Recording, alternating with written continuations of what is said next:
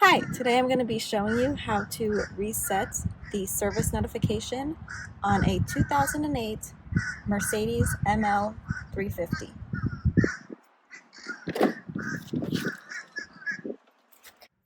First, get in the car, close the door, and put the key in the ignition.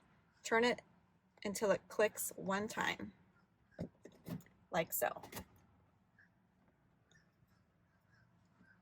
Now, using the buttons on the far left of the steering wheel, scroll until you see on the screen the mileage, like so.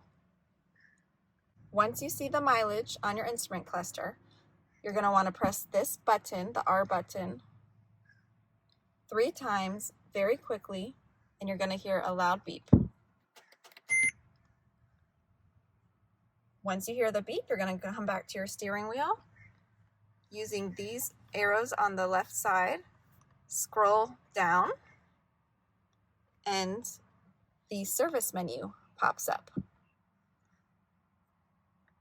Using back to the instrument cluster, back to the steering wheel, using now the plus and minus on the right hand side, you're going to scroll down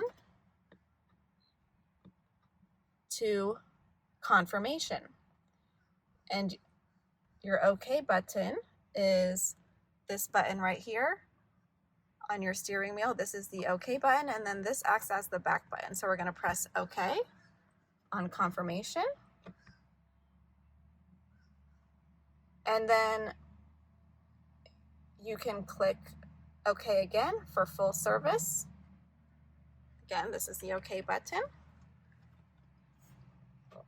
And you'll get the message that says service confirmed.